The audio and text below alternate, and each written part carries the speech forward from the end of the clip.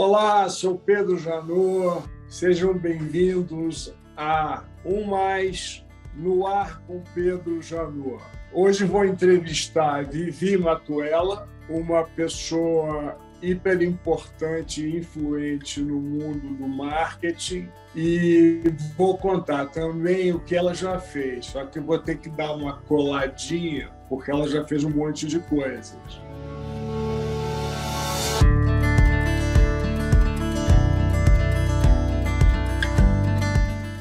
Publicitária, sócia fundadora na consultoria Solve Marketing. Ela também é autora e organizadora do livro MK Thinkers, O que o mercado ensina ao marketing. E o currículo dela não para por aí, tendo passagens pela Grendene, Grupo RBS, por exemplo. Mas vamos descobrir juntos o que ela, por onde ela passou mais e o que ela realmente pode trazer para a gente. Tudo bom, Vivi? Oi, Pedro. Prazer estar aqui contigo. Nossa, estou me sentindo super especial de estar entre esse time super especial de convidados que estão contigo. Sabe que eu tenho a maior admiração por ti, então, grande prazer estar aqui. Acho que tu me descrevesse, né, muito bem como uma apaixonada pelo marketing há 20 anos. Então, tem estrada aí, felizmente, muita história para contar. Então, eu vou começar com uma pergunta super difícil. Hoje, com o marketing moderno, antes da pandemia, antes da aceleração digital, as pessoas tinham uma compreensão mais ou menos do que era marketing. Então, eu peço a você uma definição: o que é marketing hoje e sempre, independente dos mundos físico e digitais? Ai, ótima pergunta, Pedro. Só essa pergunta mereceria 1 hora de conversa, mas quando a gente vai na origem, né, do surgimento do marketing, o grande papa ou o grande estudioso que trouxe esses conceitos foi Philip Kotler. Ele diz que o marketing é justamente entender as necessidades do público e fazer essa transação comercial, né? E para isso, um olhar sobre produtos, sobre preço, sobre distribuição e sobre comunicação. Ao longo da história do nosso mercado, a publicidade se consagrou como uma ferramenta muito poderosa e, em alguns casos, gerou um entendimento que isso era marketing, quando é somente uma parte do marketing, né? Então, eu, Vivian, enquanto estudiosa Vivian, defendo que marketing é gerar valor, olhando o mercado e trazendo oportunidades para a empresa, assim como olhar para a empresa, os seus talentos, os seus pontos fortes, e é papel do marketing fazer a melhor conexão com o mercado ao contar isso, né? Para isso, existem inúmeras ferramentas.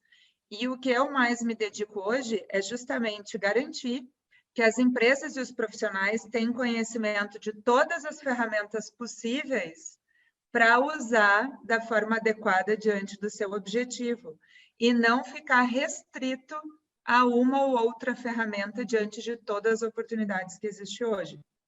Mas sim, teu ponto está perfeito, é mais complexo, porque hoje existe um número muito maior de ferramentas e o digital exige uma especialização de conhecimento muito importante. Para atuar bem no digital, exige no mínimo umas 5 frentes diferentes de atuação em profissionais ou em parcerias ou em fornecedores. Então, é marketing, sim, fazer publicidade, é marketing, sim, posicionamento, estar nas redes sociais, relacionamento, a melhor distribuição, inovação em produto, reposicionamento de produto, estratégia de performance, estratégia de funil, de marketing e vendas. Então, todos esses aspectos são ferramentas do marketing atual, né? Eu ouvi uma frase sua que Você diz o seguinte, que para o marketing moderno os líderes do marketing têm que ter uma liderança muito forte e diferente do que foi no passado. Por que isso? Ótimo ponto. O que acontece, né, nesse novo mundo? A digitalização, né, a força do digital trouxe a descentralização de poder. Então, o público hoje tem voz, o público tem muito mais fonte de informação e liberdade de tomada de decisão, além de poder expor a empresa, caso ele tenha interesse nas redes sociais. Então, isso trouxe para a empresa a necessidade de uma atuação muito mais ampla no marketing, e não mais num processo controlado de comunicação como era no passado. Essa necessidade de uma atuação mais ampla e uma resposta mais rápida impede que o gestor tenha um modelo de gestão hierárquico com decisão descentralizada, porque é um processo muito lento. Então, por princípio, para funcionar bem, ele precisa formar lideranças abaixo dele que tenham autonomia e capacidade de tomada de decisão para responder na velocidade necessária nos dias de hoje. Segundo aspecto que é super importante, as pessoas estão reconhecidamente, cientificamente, comprovadamente, rendendo mais quando inspiradas por um propósito, por uma causa maior, por um desejo de participar de algo relevante.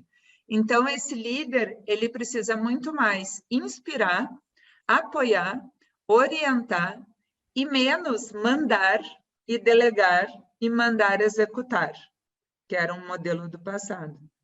Então, tem um aspecto de modelo de gestão, que precisa ser diferente, somado a um perfil de gestão que tem que ser diferente. E o terceiro ponto que eu somaria a essa questão, que no marketing precisa ter uma construção de uma cultura que permita o erro, que permita a inovação, que permita um ambiente mais criativo de construção de ideias, uma vez que o time precisa ter essa liberdade de trazer essas sugestões de solução, porque a solução não vai mais vir do líder, como era um modelo passado, que a solução vinha do chefe, entre aspas, e a equipe executava. Então, um ambiente onde as pessoas possam ser mais pessoas, mais livres em seu papel e criatividade de trazer soluções, inspiradas por uma causa maior, mas, obviamente, com uma orientação a partir da estratégia e para onde se deseja que a empresa construa, né, essa trajetória. Claro. Mas tem muita mudança no perfil do gestor, sem dúvida. E uma coisa que você não falou, que esse gestor, bem como os seus liderados, eles têm que transversalmente rodar a empresa toda, né? Porque não é... hoje, a roupa de um funcionário é marketing. Com certeza. Um funcionário de ponto de venda é marketing. Os pontos aonde você toca, o cliente toca a sua companhia, seja digitalmente ou seja fisicamente, você tem que conhecer profundamente para poder atuar em cima desses pontos e que todo mundo, e que essa solução recaia numa reunião, por exemplo, ou num ongoing, da melhor solução, porque marketing tem uma coisa que é certa: é muito caro. É muito caro errar, é muito caro pagar as contas das ferramentas, uma publicidade é cara, seja ela onde for, e por aí vai. Agora, deixa eu falar uma coisa. Marketing, tecnologia, varejo, comportamento do cliente. Primeiro, a base do porquê as pessoas consomem, na minha opinião, não mudou. São aspectos emocionais, são desejos, são necessidades emocionais, né? O que mudou? As ferramentas que foram oferecidas para ele poder consumir. Então, hoje ele pode consumir da casa dele, ele pode consumir de qualquer lugar, e ele pode consumir marcas que antes ele não podia consumir. Então, quando a gente pensa numa pequena cidade do interior, ele só consumia aquela rede de varejo local. Hoje, com o digital e todas as possibilidades de e-commerce, ele pode tranquilamente consumir de um varejo chinês, que a gente sabe que é super forte no online. Ele pode consumir de lojas varejistas nacionais. Então, o número de ofertas aumentou, a liberdade que ele tem de buscar essas diferentes opções mudou, o que reforça a importância do marketing enquanto construção de marca e geração de valor para ser o critério de escolha daquela pessoa. Por que a pessoa vai escolher a loja A e não a loja B? Sim, por um processo de oferta de produto, de funcionamento da plataforma, mas, na minha opinião, o principal é por ser a marca que ele mais se identifica. E aí a gente está falando de aspectos emocionais, de construção de marca, de respeito ao cliente, de como que essa marca se relaciona verdadeiramente com o cliente ao longo da relação e não só quando ela deseja vender, porque tem muito esse comportamento ainda no mercado. Quando eu quero vender, eu trato super bem o cliente, depois que ele comprou, eu esqueço desse cliente, né? E aí o cliente tem problema que não é resolvido, o cliente não consegue cancelar o seu produto e né, toda a consequência que isso traz. Quando a marca faz isso e ela está só focada em atender bem para vender, ela fica refém de mídia, de promoção, de aspectos para conquistar novos clientes, porque ela não cuidou dos atuais. Ela não reteve quem já estava na casa dela, o que é muito mais caro do que cuidar bem de alguém que já te escolheu. E muito mais caro, quer dizer, você só atrai um cliente com promoção. Promoção gera queda de margem e, portanto, de resultado final da companhia. Agora, eu vou fazer uma pergunta para você. Se você tivesse que... nós dois vamos construir uma empresa hoje. Eu sou da área de operações e você é marketing. O que você diria? Não, aliás, não, eu sou o presidente da companhia, o cara que botou dinheiro, né? O principal sócio. Nós não temos nada. Temos um escritório, 2 cadeiras e muito dinheiro. O que você, além de toda a história do negócio, todos os números, etc., o que você faria para começar uma empresa do V0?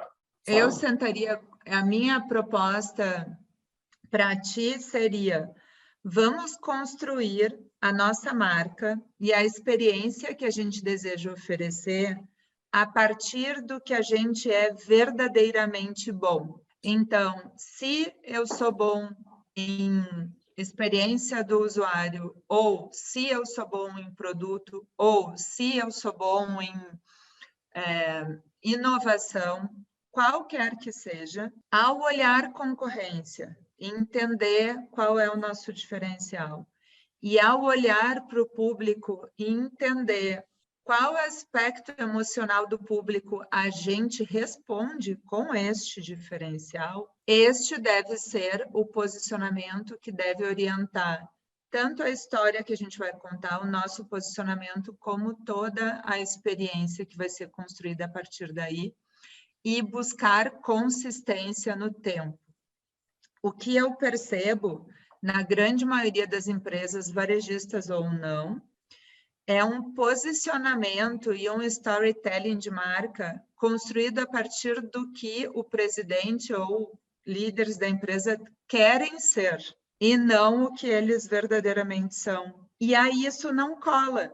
Não cola com a operação, não cola com o produto, não cola com o que a empresa efetivamente pode entregar, e não fica sendo verdade, e não fica sendo uma força.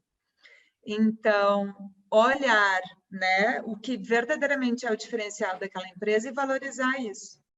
Sem paixão, você não conquista nada. É o que eu digo inúmeras vezes no meu livro A Vida é o que você faz com ela. Como você vê que a paixão no marketing pode cegar o gestor de marketing por ele ser tão apaixonado pelo que ele está fazendo e os resultados estão vindo? Aonde que está esse fio, esse corte, para a gente entender um apaixonamento e o que a empresa precisa? Eu acho que tem risco nos dois papéis, tanto do head de marketing quanto do líder máximo da companhia, seja ele o empresário ou um grande gestor. Primeiro, no papel deste, né, empresário ou grande líder do negócio, é ser tão apaixonado pelo seu produto ou serviço e não conseguir ler a concorrência de uma forma mais imparcial, percebendo quais são os seus pontos fortes, mas também as suas fragilidades, né? Então, eu vejo com frequência muita paixão nas empresas defendendo o seu negócio, mas ao não ver a concorrência de forma completa, não cria estratégias que são realmente diferenciais no mercado, uma vez que partem do princípio que já são ótimos. E muitas vezes a concorrência avançou e eles não perceberam dessa forma.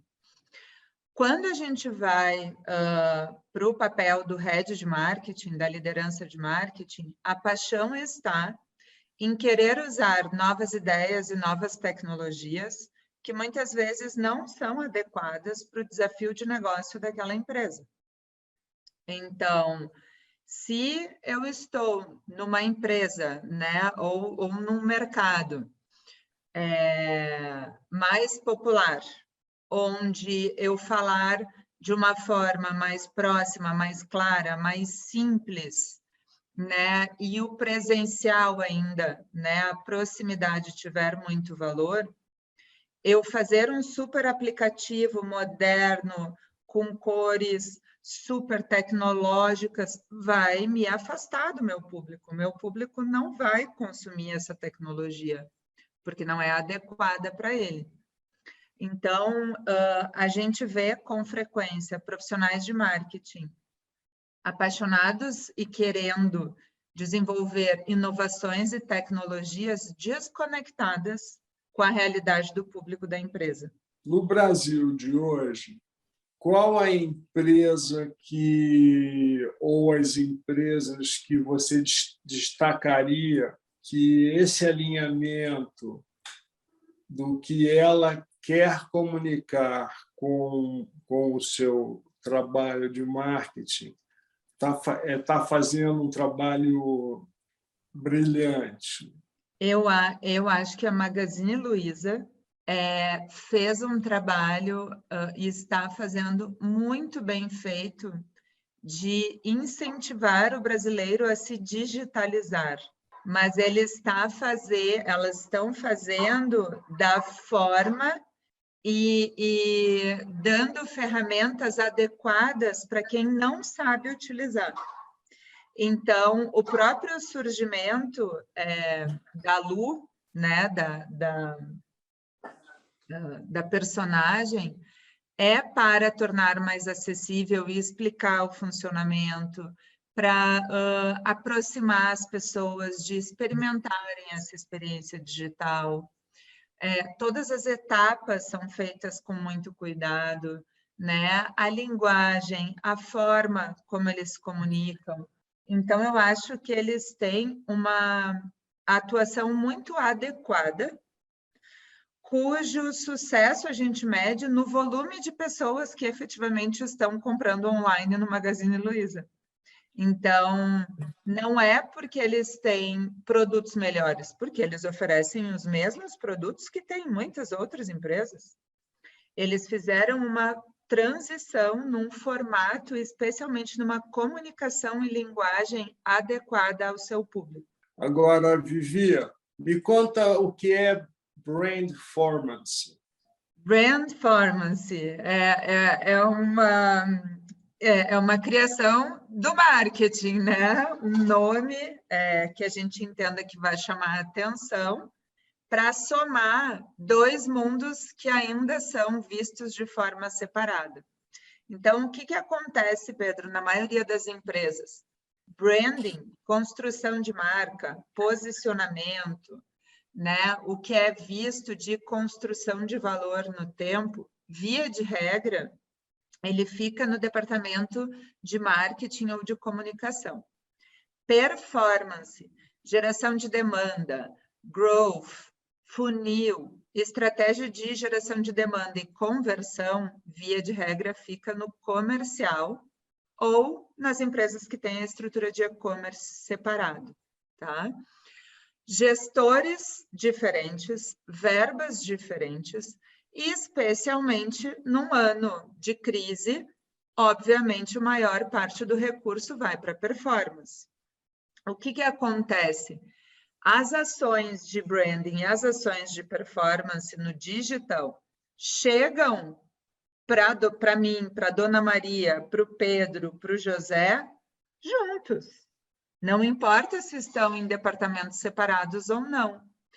Então, a Dona Maria é impactada por mensagens diferentes de uma mesma empresa, porque os gestores dentro da empresa têm autonomia para decidir o que vai ser feito de branding e de performance, e a Dona Maria questiona que empresa é essa, porque é uma empresa incoerente. Soma-se ao problema num ano de crise, onde 90% da verba foi performance e 10% foi construção de marca, a Dona Maria está sendo impactada com preço, promoção, compre, preço, promoção, compre, o que passa a percepção de uma marca desesperada por vender. Mas escuta, o que está acontecendo com essa empresa que ela só me oferece? Ninguém, Pedro, no fim do dia, quer comprar algo que não tem valor. Excesso de oferta não tem valor. Então, qual é o nosso ponto? Precisa integrar esses mundos e ter uma estratégia de construção conjunta, mesmo que se opere separadamente. E tudo bem, mas a estratégia tem que ser uma construção conjunta. Por isso, a gente desenvolveu essa metodologia, que a gente chama de Brandformance, que é considerando os objetivos de marca, considerando os objetivos de performance, como que se amarra essa visão e essa estratégia, de forma que oriente a operação separadamente, mas exista uma coerência de marca para o público que vai ser atingido por ambas. Então, resumidamente, é essa a proposta. E aí cai uma questão que são os KPIs de marketing, porque nem tudo é tangível, né? Quando você fala construção de branding, nem tudo é tangível, né? E fala-se muito assim, tá bom, você vai fazer isso, mas qual é o ROI, qual é o ROI esperado? Isso. Essa dificuldade continua existindo de definições dos KPIs, trabalhar só em cima de ROI. Fala um pouco para mim. Tem N formas de trabalhar com KPIs e, nesse sentido, o digital contribuiu muito nessa evolução. Desde atuações mais específicas, né, de mídia, que hoje grande parte da mídia digital ela é paga justamente a partir do comportamento do público, por isso que é a origem do nome performance, né? É pago por performance, é pago por clique e não por exposição ou exibição, como era no passado, independente de serem mídias diferentes.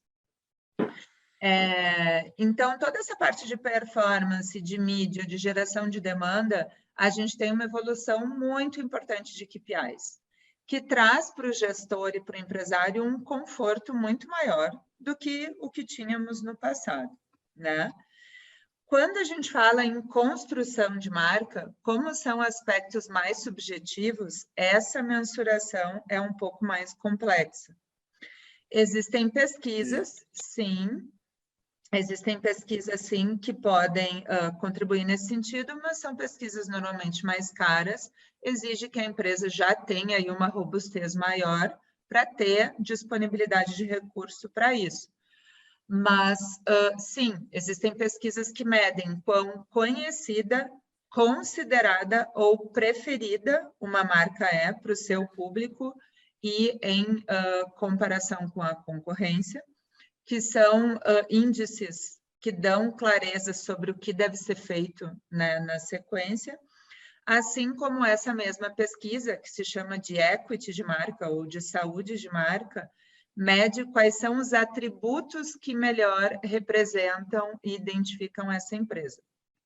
O que a gente defende é que, ao construir esse método de brandformance e essa construção conjunta, a gente pode medir se, ao trabalhar um pouco mais forte branding e os aspectos de atributos que a gente entende que geram conexão emocional, existe uma possibilidade de redução de sensibilidade de preço, porque uma vez que a pessoa considera mais aquilo, ela fica menos sensível a preço e tende a ter uma conversão de venda mais rápida, né?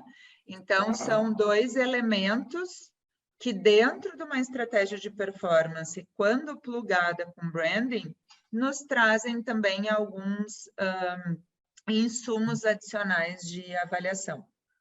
Você faz parte de um grande time de professores que eu e o BBI, que é a BBI of Chicago, fizemos um MBA da gestão do varejo 4.0. Quais as lições que a gente pode trazer do curso para quem está nos assistindo?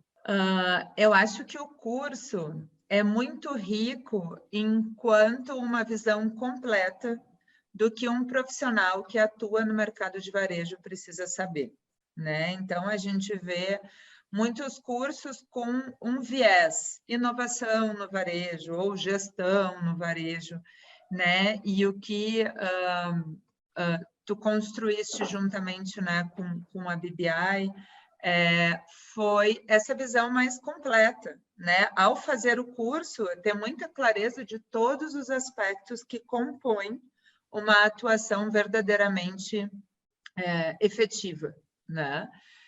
Quando a gente vai para o marketing, e aí que foi minha contribuição nesse curso, a minha intenção foi justamente essa, né?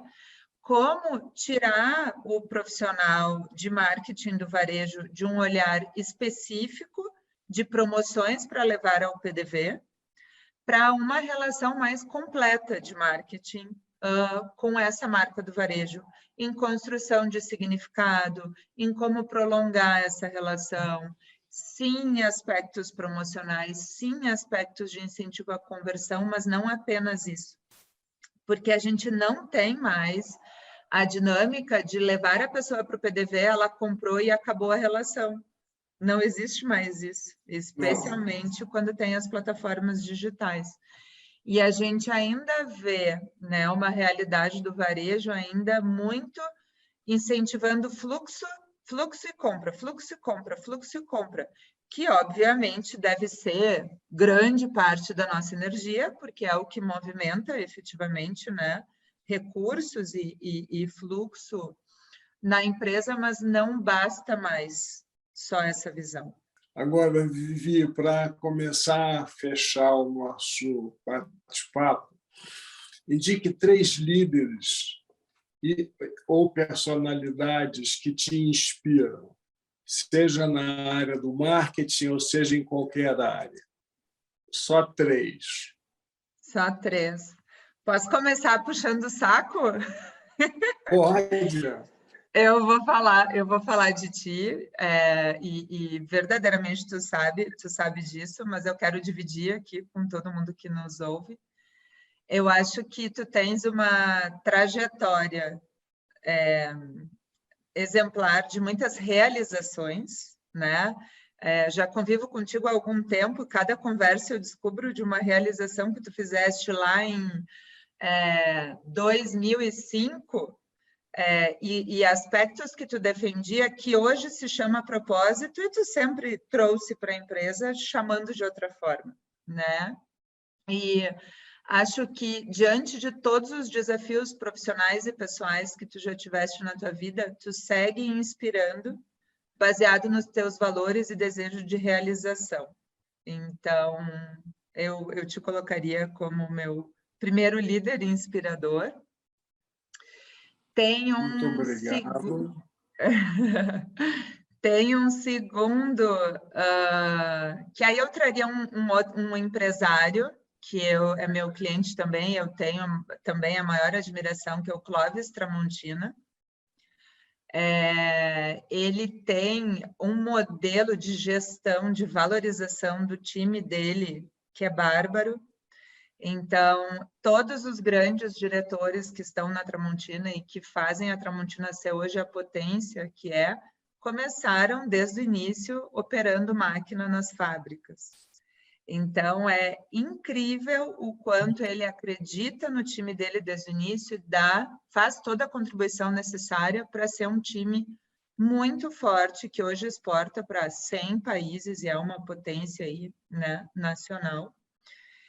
E tem um terceiro, que é um jovem líder, que é o Edu Lira. Ele é o presidente da Gerando Falcões. Eu acho que ele está trazendo visão de propósito, mas profissionalizando o modelo de gestão de iniciativas sociais, com uma visão de propósito de acabar com a pobreza na favela, mas muito calcado em método, em processo, numa visão de aceleração de projetos sociais. Então, finalmente alguém, né, e o Edu Lira está puxando essa frente, trouxe inovação, métodos de gestão super inovadores para um pilar social que até então era tratado com o que desce, o tempo que desce, meio que a verba que desce, e ele disse, não, vamos profissionalizar e vamos trazer o que existe de mais moderno de gestão para cá também. Então, eu acho que ele está tendo muito sucesso com essa proposta. Eu acho que ele seria meu terceiro líder. Sensacional. Bom, Vivi, alguma coisa a mais que você queira falar para quem está nos ouvindo, nossos seguidores? Alguma coisa... Eu gostaria de te ouvir, na verdade, né, eu já te ouvi, mas eu acho que valeria dividir com os nossos, né, com o pessoal que está nos acompanhando, o que tu, no papel de um grande executivo, de um grande líder, vê de valor no marketing? Quando você monta, como eu montei 3 grandes empresas, você dá as diretrizes aonde o sonho te leva, dar diretrizes operacionais, diretrizes de como você vai atender o seu cliente, qual é o produto que você vai entregar. Alguma força dentro da empresa que coloque, que alinhe todas essas direções, todas essas, hoje em dia falam de pilares, né?